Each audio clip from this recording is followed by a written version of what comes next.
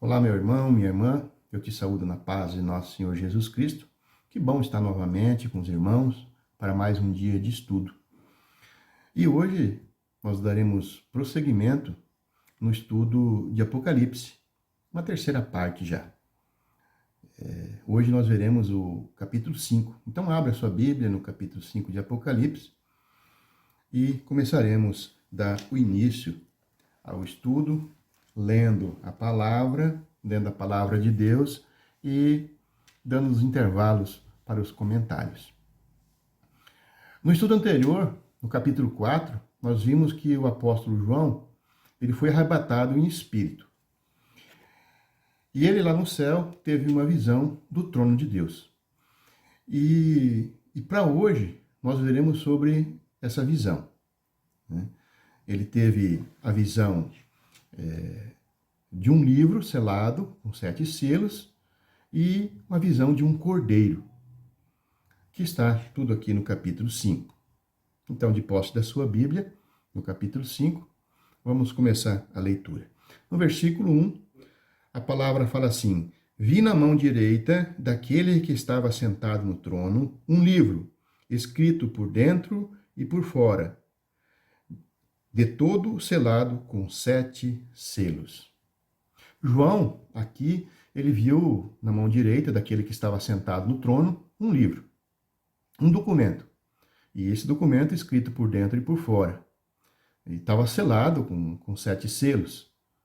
Esse livro, ele não é o livro da vida, mas é a escritura da terra, a história dos acontecimentos na terra. E nesse livro também contém as pragas do Senhor, as pragas que serão derramadas sobre a terra depois do arrebatamento. Depois do arrebatamento dos santos, conforme fala em Zacarias 5, 1 e 4. Anote ali para você ler depois, Zacarias 5, 1 e 4. E Deus somente dará o livro para ser aberto para aquele que tiver capacidade de abrir, desatar os selos. E isso está escrito em Isaías 29, 11 e 13. Em Isaías 29, 11 e 13, 11 ao 13, a palavra fala assim: Toda visão já se vos tornou como a palavra de um livro selado, que se dá ao que sabe ler, dizendo: Lê isso, peço-te. E ele responde: Não posso, porque está selado. E dá o livro a quem não sabe ler, dizendo: Lê isso, peço-te. E ele responde: Não sei ler.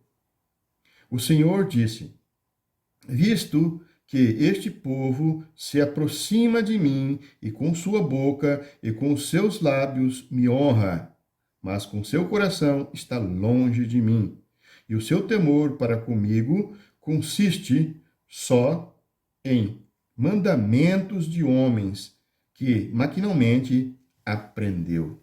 Misericórdia. Isso, então, nos revela muito o que está acontecendo hoje em dia. A palavra não está sendo lida, a palavra de Deus não está sendo lida, e as pessoas vão sempre no que os outros falaram. Então, por isso eu te convido cada vez mais a ler a Santa Palavra, que está junto da Bíblia, sempre lendo e conferindo o que os outros falam. Aqui no versículo 2, a palavra fala assim: vi também um anjo forte que proclamava em grande voz: Quem é digno de abrir o livro e de lhe desatar os selos? Então ficou uma questão aqui. Quem que é digno de abrir esse livro? No versículo 3, fala assim que, ora, no céu, nem sobre a terra, nem debaixo da terra, ninguém podia abrir o livro, nem mesmo olhar para ele. Então podemos ver aqui que todo mundo emudeceu. Emudeceu diante daquela situação, diante daquela pergunta, daquela interrogação do anjo. E ninguém apareceu para pegar o livro da mão de Deus e abrir. tinha que ter uma dignidade, né, para retirar esses selos.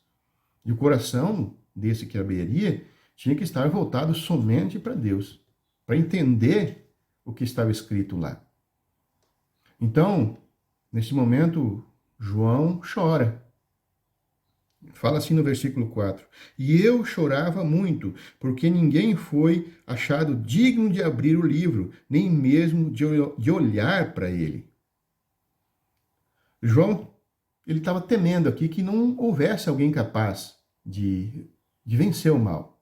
E para abrir, teria de ser um que fosse apto para vencer o mal, para governar sobre os principados, sobre as potestades, governar sobre os poderes, sobre os domínios. E também para pôr fim àquele grande conflito que estava acontecendo. E no versículo 5, a palavra fala: Todavia, um dos anciãos me disse: Não chores.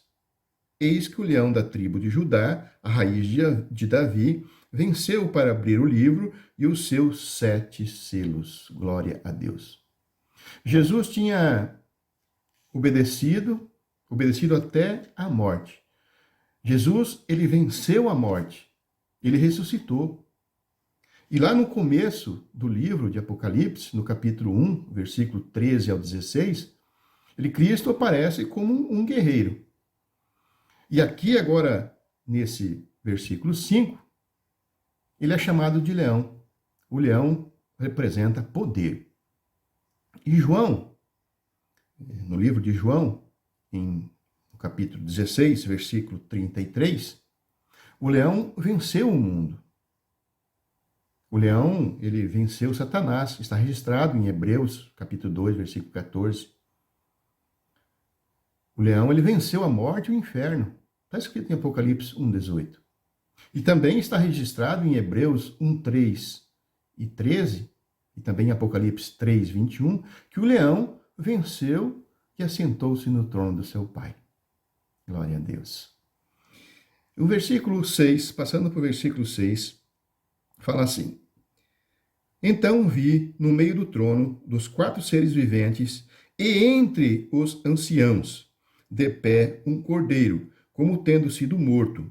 Ele tinha 7 chifres, bem como 7 olhos, que são os 7 Espíritos de Deus, enviados por toda a terra. Quando João levanta os olhos para ver o poderoso leão que tinha vencido, ele viu no meio de toda aquela glória a figura de um cordeiro em pé. Ele olha para o leão e viu um cordeiro. E como vimos anteriormente, o leão ele representa o poder. E agora ele vê um cordeiro. E o cordeiro representa o sacrifício. Mas João, ele não viu um simples cordeiro. Ele tem 7 chifres e 7 olhos. E 7 chifres representa todo o poder para vencer. Está lá em Deuteronômios 33:17.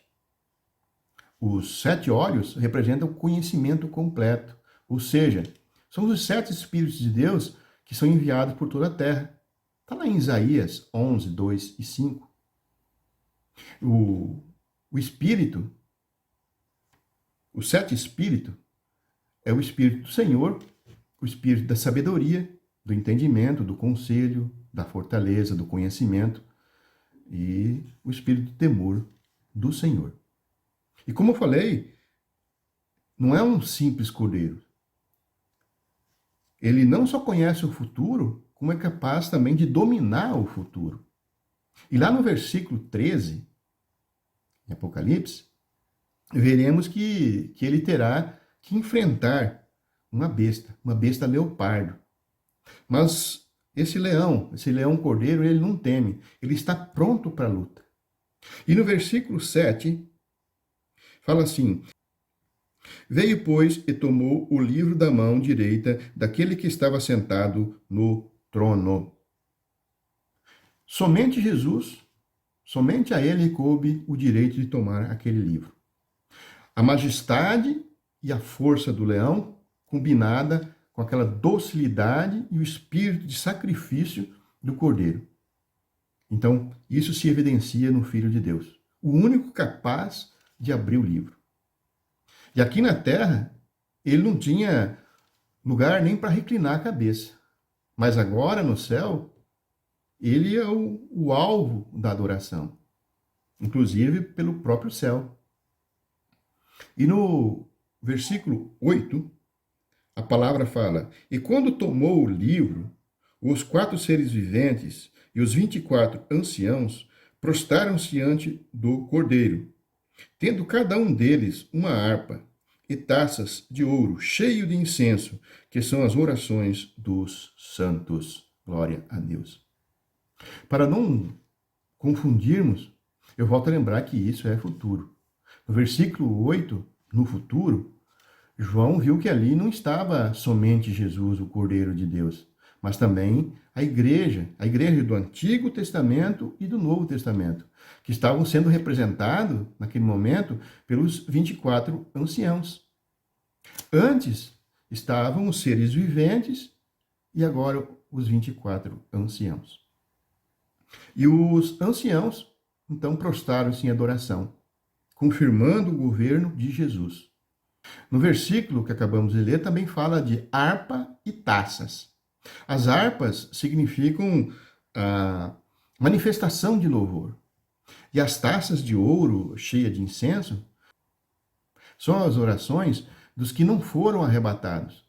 Porém, após o arrebatamento, na tribulação, eles creram e então eles foram martirizados por defender a palavra de Deus, por defender a palavra de Jesus. E isso tanto da parte dos judeus como dos gentios, que não tinham acreditado em Jesus. E isso nós podemos conferir e confirmar, conforme está escrito em Apocalipse 6, versículos 6 e 11, capítulo 7, versículo 9 e 17, e capítulo 20, versículo 4. Vai falar sobre esses gentios que vão se converter depois do arrebatamento. Agora, no versículo 9 ao 12, Jesus ele recebe o poder judicial de Deus. Então vamos ver passo a passo. No versículo 9 e 10, a palavra fala assim: E entoavam novo cântico, dizendo: Digno és de tomar o livro e de abrir os selos, porque foste morto, e com teu sangue compraste para Deus os que procedem de toda tribo, língua, povo e nação. E para o nosso Deus o constituiu rei e sacerdotes, e reinarão sobre a terra. Aqui fala de um cântico novo. Não é aquele primeiro cântico no capítulo 4 que nós vimos, capítulo 4, versículo 11. Lá teve um cântico que foi realizado somente pela criação. Foi realizado pelos querubins. E agora esse cântico que está se falando aqui é o cântico da redenção. Um cântico novo, que estava ainda sendo desconhecido no céu.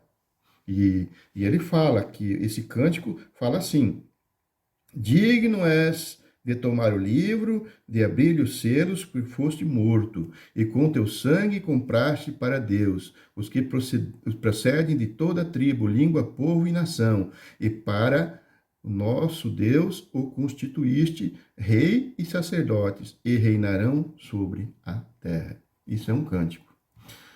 Também nós temos algumas referências deste cântico em Efésios 1, 7 e 14, Apocalipse 20.6, versículo 6.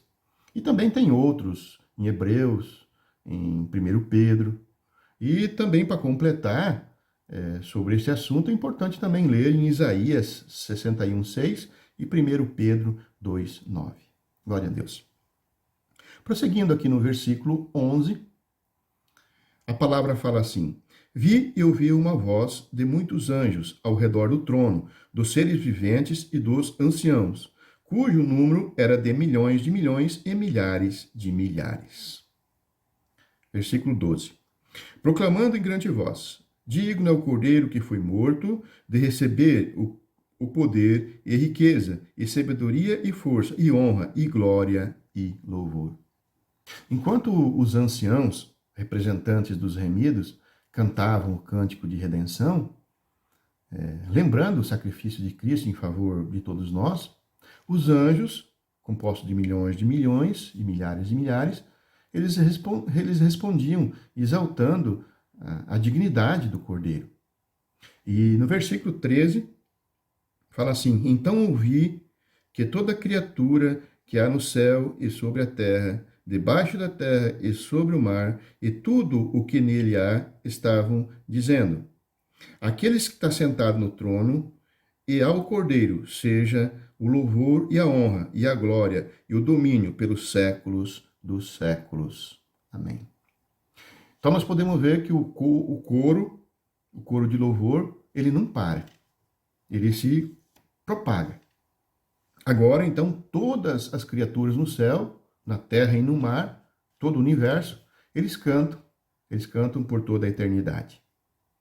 E no versículo 14, fala assim: e os 4 seres viventes respondiam: amém.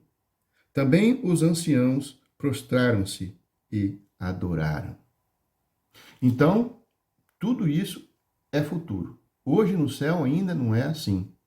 Mas podemos imaginar. Imagina que culto maravilhoso, concluído aqui com amém. E nós estaremos lá. Que festa maravilhosa que será lá no céu. Meus amados irmãos, eu agradeço mais uma vez a oportunidade que me destes de estudarmos junto a palavra.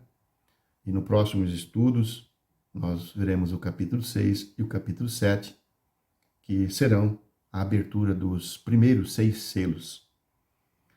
Eu te espero lá, na próxima oportunidade. Que Deus esteja abençoando você, sua família, cada vez mais. Que Deus dê prosperidade para você. Que Deus dê sabedoria, inteligência, capacidade. Que Deus dê discernimento para você entender cada vez mais a palavra e vivenciar a palavra de Deus. Vamos orar junto? Pai Santo maravilhoso, te agradecemos, Senhor Deus, por mais esse momento de estudo, Senhor Deus. Obrigado, Pai, por poder levar a tua santa palavra a tantas pessoas, estudar com as outras pessoas, entender, Senhor Deus, a tua palavra e o que tu queres de nós. Senhor Deus, abençoe todo o lar de quem estava aí escutando, em nome de Jesus. E que a graça de nosso Senhor Jesus Cristo, o amor de Deus e a comunhão do Espírito Santo esteja com todos.